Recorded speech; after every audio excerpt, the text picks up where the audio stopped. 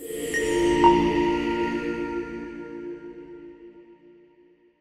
journey to Nineveh. YONO.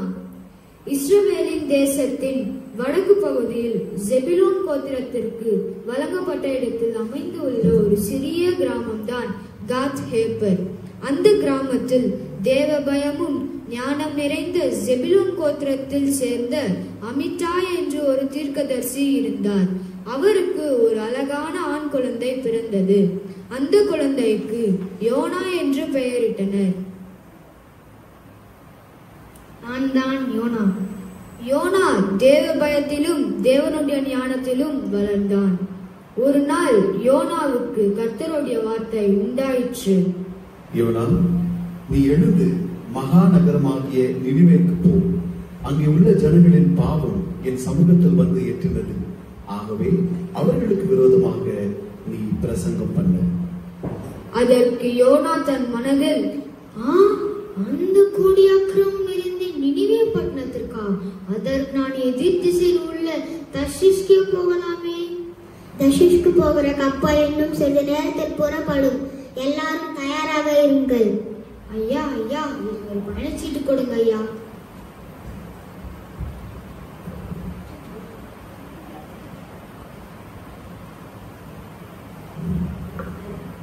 அப்பா, ஒரு வழியா கர்த்தருக்கு தப்பிவிட்டேன். தர்ஷீஷ்க்கு செல்ல கப்பல் கிளம்பிற்று. யோனா செய்ததெல்லாம் கர்த்தர் கவனித்துக் கொண்டே இருந்தார். யோனா கப்பலின் அடிப்பகுதிக்கு சென்று நித்திரை செய்து கொண்டு இருந்தான். பின்னர் கர்த்தர் கடலில் பெருமழையும் காற்றையும் அனுப்பினார். கப்பலில் இருந்த எல்லோரும் பயத்தில் நடுங்கினார்கள்.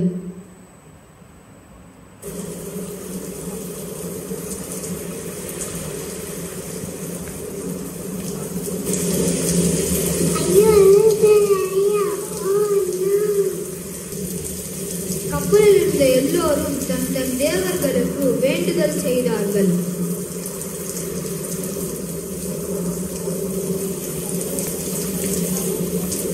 கர்த்தரே, என்னை காப்பாற்றுங்கள். ஏசையா, என்னை காப்பாடு.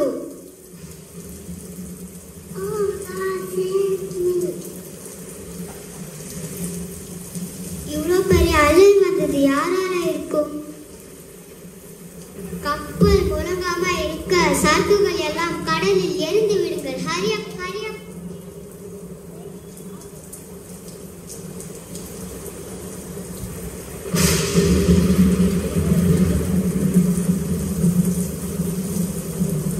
ஹே ஹே, எழுந்திரி. என்ன நித்திரை செய்கிறாய்? கப்பல் புயலில் சிக்கி தவிக்கிறது.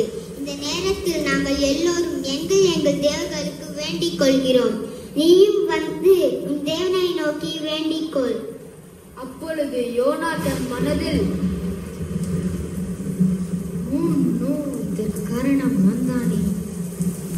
ஐயோ, இவ்வளவு பெரிய அலை வந்தது யாரால?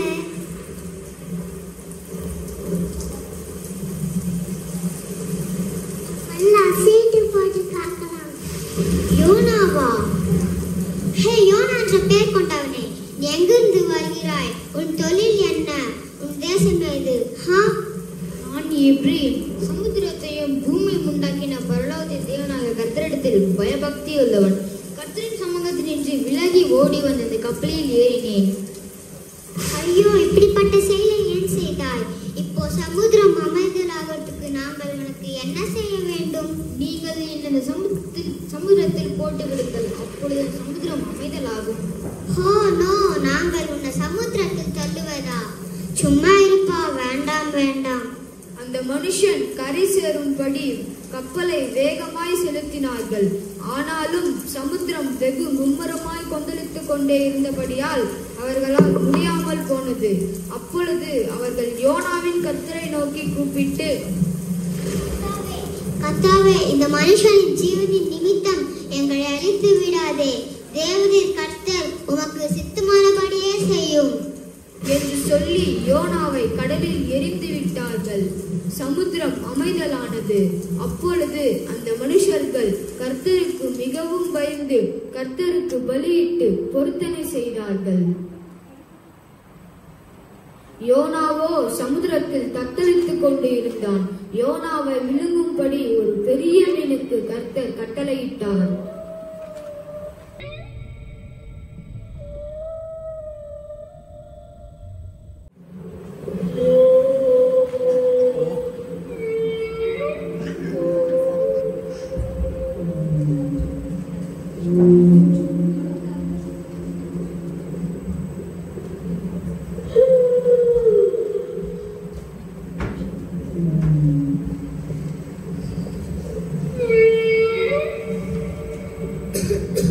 ஐயோ, துர்நாற்றம் தாங்க முடியவில்லையே. ஐயோ, இந்த இருட்டில் ஒன்றும் தெரியலையே. யார் அது? இல்லை இல்லை, யாருமில்லை, பிரம்மைதான். ஐயோ, சீ, பிசுபிசுப்பாய் இருக்கிறது. சீ, கொமட்டுகிறது. ஐயோ, இதற்கு நான் நினைவேக்கே போயிருக்கலாம்.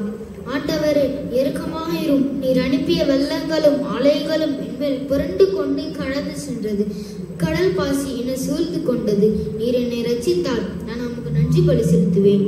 இப்படி யோனா துன்பத்தையும் வேதனையையும் அனுபவித்துக் கொண்டே கர்த்தரை நோக்கி ஜெபித்துக் கொண்டு இரவும் பகலும் 3 நாட்கள் அந்த மீனின் வயிற்றுக்குள் இருந்தார். கர்த்தர் அவன் மேல் மனம் இறங்கினார். 3 நாட்கள் சென்ற பின் கர்த்தர் அந்த மீனுக்கு கட்டளையிட்டார். யோனாவை கரையில் கக்கிவிட்டது.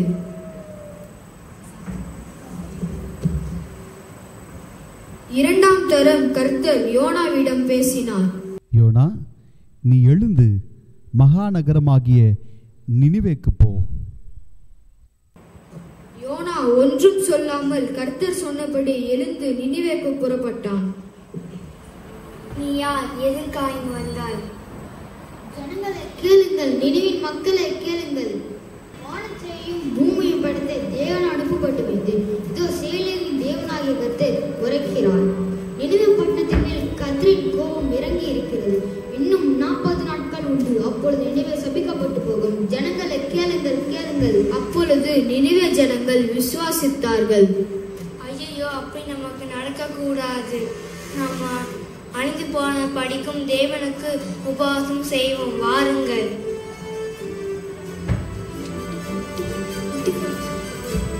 சிறியோர் முதல் பெரியோர் வரை உபவாசித்தார்கள். இந்த செய்தியை நினிவே ராஜாவுக்கு அறிவிக்கப்பட்டது. நினிவே மக்களே, நான் சொல்வதை நன்றாய் கவனியுங்கள். நினிவேயில் எங்கும் மனிதர்கள், மிருகங்கள், மாடுகள், ஆடுகள் ஒருவரும் தண்ணீர் குடிக்காமல் இருக்க வேண்டும். கர்த்தரை நோக்கி கூப்பிடுவோம், தங்கள் பொல்லாத வழிகளை விட்டு மனம் திரும்புவோம் என்று ராஜாவின் கட்டளைகளுக்கு கீழ்ப்படிந்து ஜனங்கள் அப்படியே செய்தார்கள். அவர்கள் தங்கள் பொல்லாத வழிகளை விட்டு மனம் திரும்பினார்கள். தேவன் அவர்களின் கிரிகளை பார்த்து தான் அவர்களுக்கு செய்கிறேன் என்று சொல்லியிருந்த தீங்கை அந்த பட்டணத்தின் மனுஷர்கள் மீதும் மிருக ஜீவன்கள் மீதும் மனஸ்தாபம் பட்டு செய்யாதாயிருந்தார். இது யோனாவுக்கு விசனமாயிருந்தது. அவன் கடும் கோபம் கொண்டு கர்த்தரை நோக்கி விண்ணப்பம் செய்தான். கர்த்தாவே, நீர் மனம் இருக்கவும் கிருபை உள்ளவர். இந்த நினைவே மக்களை அழிக்க மாட்டேன் என்று தெரியும். இதற்கு தானே நான் தர்ஷீஷ்க்கு போகலாம் என்று நினைத்தேன். நான் நீரோ என்னை நினைவுக்கு வர வைத்தேன். நான் உயிரோடு இருக்கிறது பார்க்கலாம் சாகாரதே நல்லமாயிருக்கும். யோனா, நீ எரிச்சலா இருக்கிறது உனக்கு நல்லதோ? பின்பு யோனா நினிவே கிழக்குக்கு போய் ஒரு குடிசை போட்டு நினிவேக்கு சம்பவிக்க போகிறதை பார்க்கும்படி உட்கார்ந்தான். யோனாவுக்கு நிழல் உண்டாக்கும்படி ஒரு ஆமணக்கு செடியை முளைக்க கட்டளையிட்டார். அந்த செடி ஒரே நாளிலே வளர்ந்தது. அப்பா, இப்பொழுது நிம்மதியாக இருக்கிறது. செடியின் நிழல் எனக்கு குளிர்ச்சியாக இருக்கிறது. அப்படியே கீழே படுத்து கொஞ்சம் ஓய்வெடுக்கலாம். அடுத்த நாள் தேவன் ஒரு பூச்சியை கட்டளையிட்டார். அந்த செடியை அழித்து விட்டது. ஐயோ, செடி உலர்ந்து போய்விட்டது. வெயில் என்னை வாட்டுகிறது. தாங்க முடியாத உஷ்ணம் உச்சம் தலையில் சுடுகிறது. வறண்டு போய்விட்டனே. என்னால் இந்த வேதனை தாங்க முடியவில்லையே. தேவன் யோனாவை நோக்கி, நீ இந்த செடியின் நிமித்தம் எரிச்சலா இருக்கிறது உனக்கு நல்லதோ? ஆமாம், நான் மரண பரியந்தமும் நான் எரிச்சலாய் இருப்பது நல்லது. யோனா, நீ பிரயாசப்படாததும் நீ வளர்க்காததும் ஒரே ராத்திரியில் வளர்ந்து ஒரே ராத்திரியில் ஒளிந்து போன இந்த செடிக்காக பரிதபிக்கிறாயே. அப்படி இருக்கும்போது வலது கைக்கும் இடது கைக்கும் வித்தியாசம் தெரியாத 1,20,000 பேருக்கும் அதிகமாய் மனிதர்கள் அநேக மிருக ஜீவன்களும் இருக்கிறதுமான இந்த மகா பெரிய நினைவைக்காக நான் பரிதபிக்காமல் இருப்பேனோ? யோனா தன் செய்த தவறை உணர்ந்து தேவனிடம் மன்னிப்பு கேட்டு உணர்ந்து விட்டான். ஆண்டவரே, நான் செய்த தவறை உணர்ந்து விட்டேன், என்னை மன்னியுங்கள்.